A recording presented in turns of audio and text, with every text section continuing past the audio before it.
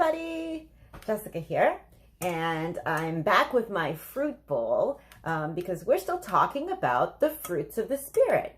We have already talked about taming your tongue, and we talked last week about generosity, and this week we are going to be talking about faithfulness. So I'm sitting here with my fruit bowl, and I notice I've got apples, and I've got oranges, but then I've got this tomato. Now, is the tomato a fruit or is it a vegetable? Well, I had to do some research about this. According to science, tomatoes are fruits because a fruit, by definition of science, has seeds and they grow from the flower of a plant. So like other fruits, tomatoes, they get small little yellow flowers on their vine, and they usually have, I'm sure you know, they have a bunch of seeds, and those seeds you can plant and use them to grow more tomatoes. However, the tomato has a little bit of an identity crisis because it also is called a vegetable sometimes. And the reason it's called a vegetable sometimes is because tomatoes are often used along with other vegetables in cooking.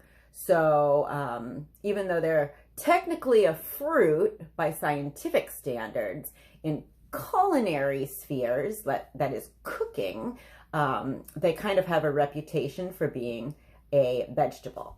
Now, I don't know about you, but personally, I wish the tomato would just commit to being either a fruit or a vegetable because it's confusing to me. The tomato lacks commitment.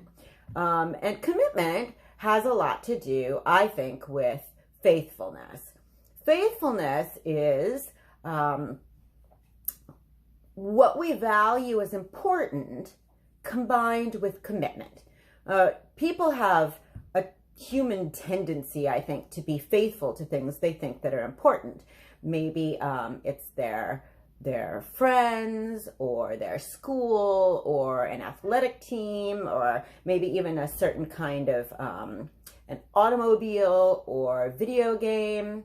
Now, me personally, I am a faithful wearer of hats indoors. I am a faithful Cardinals baseball fan.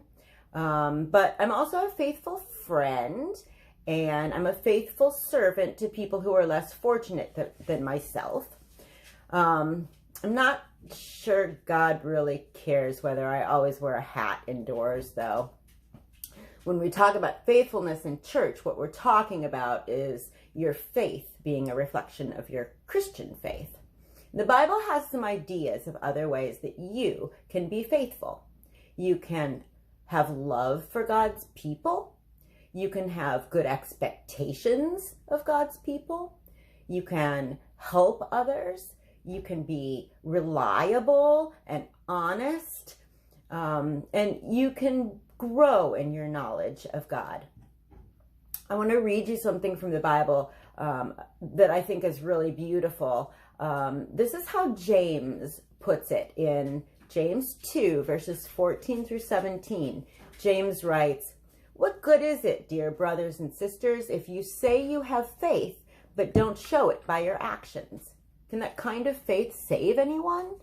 Suppose you see a brother or sister who has no food or clothing, and you say, 'Goodbye, have a good day, stay warm, eat well,' but then you don't give that person any food or clothing. What good does that do?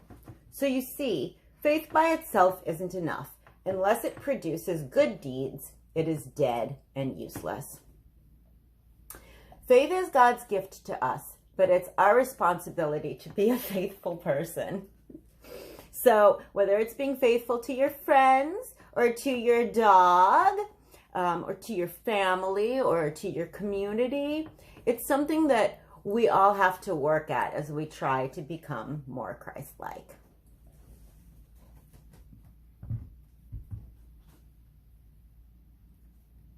Arlo likes apples. Fruit of the Spirit. Love the fruit. Bye, everybody.